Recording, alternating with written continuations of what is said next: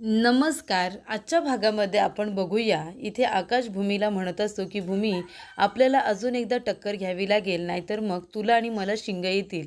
तुला चालणार आहे का तुझ्या नवऱ्याला शिंग असलेली? मला तर नाही चालणार माझ्या बायकोला शिंग असलेली. तेव्हा इकडे भूमी म्हणत असते, आकाश तुझं आपलं काहीतरीच असतं. तेव्हा आकाश म्हणतो, काहीतरीच नाही अगं, खरोखर शिंग येतात. हे बघ, आपल्याला पुन्हा एकदा टक्कर ही घ्यावीच लागेल. तेव्हा इथे आकाश आणि भूमी आता पुन्हा एकदा टक्कर घेण्यासाठी जवळ येतात. पण तेव्हा आकाश एकटक भूमीकडे बघतच असतो. तेव्हा इथे भूमी म्हणते, आकाश आता टक्कर घेतोयस ना, मला नकोय शिंग.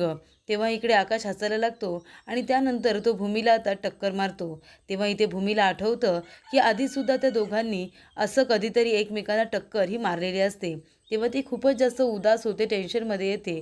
तेव्हा आकाश म्हणत असतो, भूमी तुला किती वेळा सांगितलंय, एवढी सिरियस नको होत जाऊ.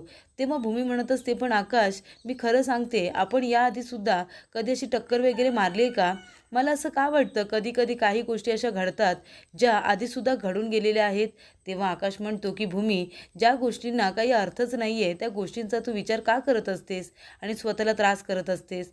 तेव्हा इथे भूमी म्हणते, काही नाही आकाश, मला आपलं सहजच असं वाटलं. तेव्हा इथे भूमी आता आपला हंतरुण पांघरून अगदी व्यवस्थित करत असते. तेवढ्यातच इथे आकाशला भूमीच्या या वागण्याचं खूप कौतुक वाटत असतं. तो म्हणतो की हळूहळू तुला आपल्या सगळ्या आठवणी आठवतील आणि त्यासाठी मी सुद्धा तुला मदत करेन. तर इकडे आई आता रागिणीचं डोकं चेपून देत असतात. तेव्हा इथे रागिणी म्हणत असते की आई, अगं हळूहळू डोकं चेप, नाहीतर एवढ्या जोरात जर चेपून दिलंस ना तर मी इथेच झोपून जाईन आणि मग उद्या ऑफिसला कशी जाणार आहे मी. तेव्हा आई म्हणत असतात, रागिनी उद्या ऑफिसला तू जात नाही आहेस, तुला कळलं ना, सारखी आपली काम करत राहते, कशाला एवढं काम करायचं, त्याचा परिणाम आता तुझ्या तब्येतीवर व्हायला लागला आहे. आकाश आहे ना, आकाश घेईल की सगळं सांभाळून.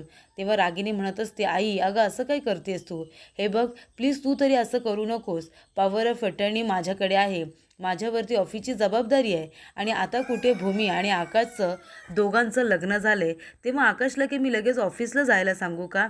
हे बघ आई, तू आकाशला प्लीज माझ्याकडून रिक्वेस्ट कर, तू त्याला काही कर आणि त्याला मनव, त्याची समजूत काढ आणि मला ऑफिसला जाण्याची परवानगी दे. निदान काही दिवस तरी मला ऑफिसला जाऊ देत अगं.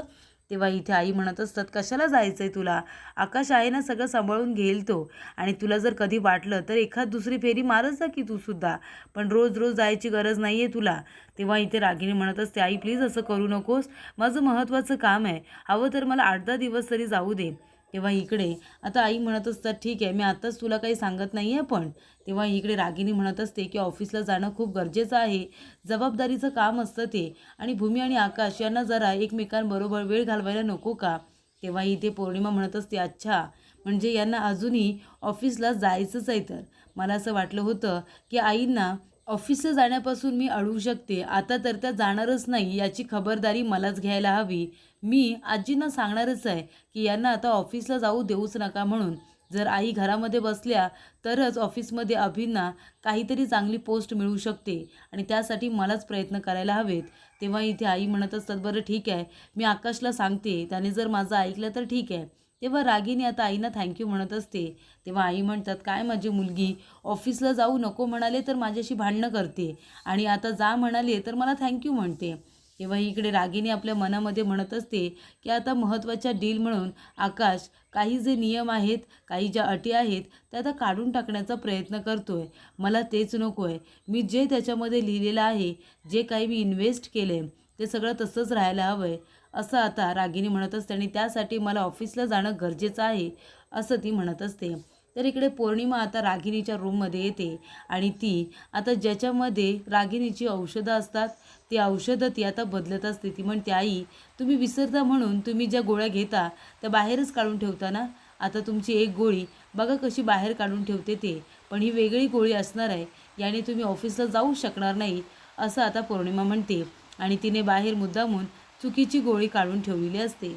त्यानंतर इथे आता रागिनी मोबाईलमध्ये तो व्हिडिओ बघत असते ज्याच्यामध्ये जेव्हा आकाश ऑफिसला गेलेला असतो जोकर बनून आणि सगळ्यांना त्या वेळेला नवीन वर्षाचे गिफ्ट देत असतो, तेव्हाचा व्हिडिओ तिच्या मोबाईलला आता पाठवून घेतलेला असतो आणि ती म्हणत असते की आकाश हा व्हिडिओ आता कसा भूमीला दिसेल याची मी खबरदारी घेणार आहे.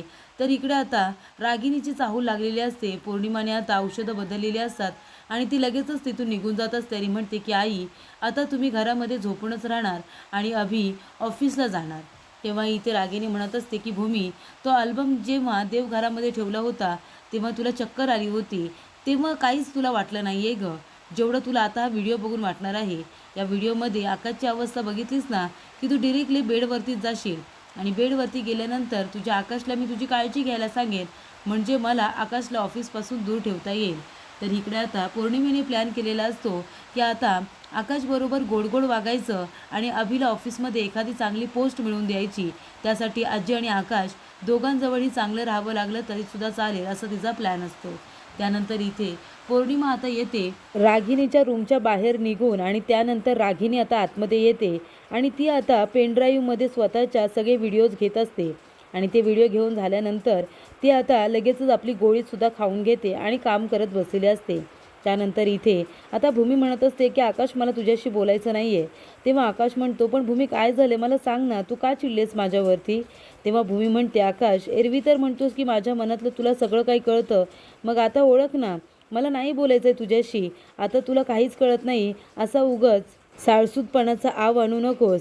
तेव्हा आकाश म्हणतो की भूमी, अगं मला नेहमीच तुझ्या मनातलं कळायला मी काय अंतर्यामी आहे का, प्लीज सांग ना, तू का रागवलीस माझ्यावरती. तेव्हा भूमी म्हणते, आकाश आता तर मी सांगणारच नाही आहे. लग्न झाल्यानंतर नवऱ्याने फक्त बायकोची पहिली रात्र स्पेशल करायची नसते, तर प्रत्येक रात्रही स्पेशल करायची असते. तेव्हा आकाश म्हणतो, हो का, ती कशी स्पेशल करायची असते तू सांग बरं मला. तेव्हा भूमी म्हणते, आता हे सुद्धा मीच सांगू का तिला. तेव्हा आकाश म्हणतो, हां मग कोण सांगणार. तेव्हा भूमी म्हणत असते की आकाश वेदांगीसाठी बरोबर गाणं गायलं होतंच, मग आता माझ्याबरोबर गायला काय झालं तुला, तर मला विचारतोयस का सगळं. तेव्हा इथे आकाश म्हणतो, अगं ते गाणं तुझ्यासाठीच होतं, किती सांगायचं आहे मला तुला, किती सांगायचं आहे.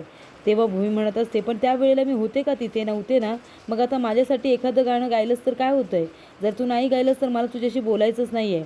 तेव्हा आकाश म्हणतो, ठीक आहे, पण मी गाणं वगैरे नाही गाणार आहे आता.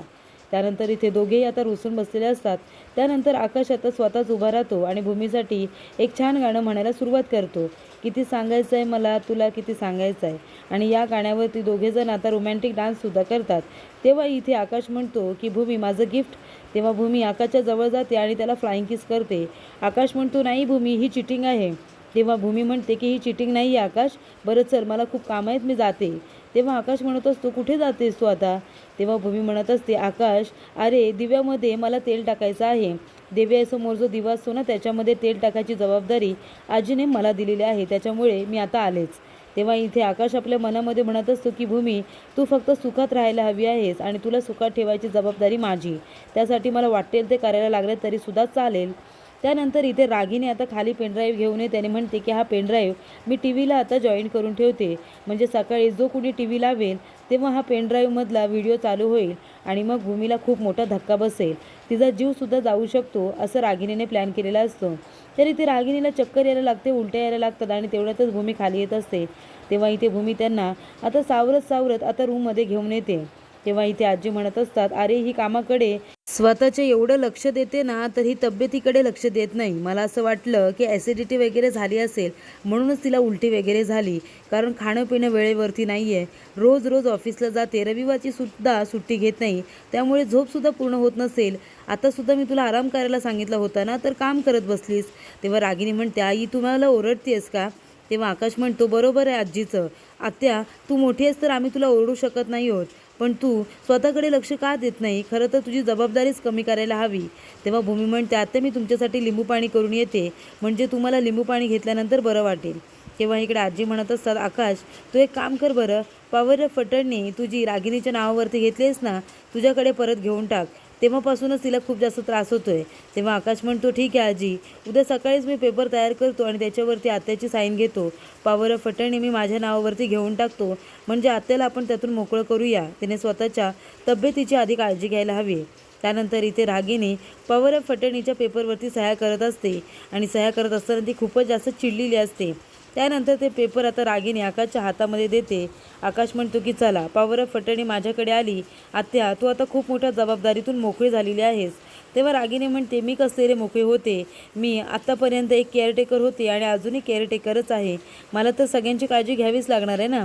तेव्हा आकाश म्हणतो, तू आधीसुद्धा ओनर होतीस आणि तू आत्तासुद्धा ओनरच आहेस, फक्त पॉवर ऑफ अटर्नी मी तुझ्याकडून काढून घेतले कारण तुझा व्याप कमी व्हावा म्हणून, पण नेहमी तू मालकीनच राहणार आहेस. तेव्हा इथे आकाश म्हणतो, तुला जेवढी केअर टेकिंग करायची तेवढी तू कर, पण घरामध्ये बसून स्वतःच्या तब्येतीला जपून स्वतःला त्रास करून अजिबात तू काहीच करायचं नाही आहेस, असं आकाश आता म्हणतो. तेव्हा इकडे पौर्णिमा आता रागिनीकडे बघत असताना म्हणते की खूपच जास्त हौस होती ना तुम्हाला पॉवर ऑफ फटाणी नावावरती करून घ्यायची. आता बघितलीत ना, आकाश भाऊजींकडे परत ती पॉवर ऑफ फटाणी गेलेली आहे आणि तुम्ही आता घरामध्येच बसा. तेव्हाच आकाश जिजूंजवळ गोड बोलून, मी ऑफिसमध्ये अभि यांना चांगली पोस्ट देऊ शकते आणि तुम्ही जेव्हा त्यांना एम्प्लॉई केलं तेव्हा काहीच बोलला नाहीत ना. आता बघतच बसा जेव्हा अभि चांगल्या पोस्टवरती काम करतील. त्यानंतर इथे आता सगळ्यांसाठी नाश्ता बनवलेला असतो. तेव्हा इथे आता पौर्णिमाला तो नाश्ता अजिबातच आवडलेला नसतो. तेव्हा आता भूमी एक काम करते, त्याच नाश्त्याचं नाव ती इंग्लिशमध्ये घेते. तेव्हा मात्र इथे पौर्णिमा म्हणते, ठीक आहे मी थोडंसं खाणार आहे. तेव्हा मानसी म्हणते की हिला फक्त इंग्लिशमध्ये आजी नाव बदलायचं की ही खायला सुरुवात करते. तेव्हा आजी म्हणतात, माझी भूमी आहेच हुशार. तेव्हा पौर्णिमा म्हणते, ते आता नाश्ता जेव्हा मी खाईन तेव्हा सांगेन ती हुशार आहे की नाही ते. तर इथे रागिनीसुद्धा आता ब्रेकफास्टसाठी खाली येते. तेव्हा रागिनी म्हणत असते की भूमीच्या कृपेमुळे आता मी घरीच आहे, त्याच्यामुळे नाश्ता वगैरे करायला मी वेळेवरती येणार आणि आराम करणार. दुसरं आता मला काही काम नाही आहे ना. तेव्हा इथे भूमी तिच्याकडे बघतच राहते. रागिनी म्हणते, अगं गंमत केली मी, तू काळजीपोटीच बोललीस ना ऑफिसला जाऊ नका म्हणून. त्यानंतर इथे रागिनीसुद्धा आता ब्रेकफास्ट करायला बसलेली असते आणि तेव्हा इथे आजी म्हणत असतात की रागिनी, तुझ्यावरचं ओझं मी अजून कमी करणार आहे. तेव्हा रागिनी म्हणते, आई नेमकं काय करणार आहेस तू. तर इथे आईने सुद्धा आता खूप मोठा निर्णय हा घेतलेला असतो. तर पुढील भागामध्ये आपण बघूया. इथे आता आई म्हणत असतात की रागिनी, आता मी तुला सगळ्या अधिकार आणि हक्कांपासून आता मुक्तता देत आहे. त्या चाव्या आहेत ना, त्या तू आता भूमीच्या हातामध्ये देऊन टाक. आता ती व्यवस्थितरित्या हे घर सांभाळेल. तेव्हा इकडे आजी म्हणतात की तुझ्या डोक्यावरचं ओझं कमी केलंस ना तर तुला लवकरच बरं वाटेल. तेव्हा इथे रागिनी म्हणत असते की अरे वा, म्हणजे ह्या चाव्या आता आजीकडून गेल्या होत्या आईकडे, आईकडून वहिनीकडे, वहिनीकडून त्या माझ्याकडे आल्या होत्या आणि माझ्याकडून थेट भूमीकडे, म्हणजे कुठलीही मेहनत न करता भूमीकडे ह्या चाव्या जाणार आहे. तेव्हा भूमी म्हणते, मी स्वतःला आधी सिद्ध करेन आणि मानानेच ह्या चाव्या मिळवेन.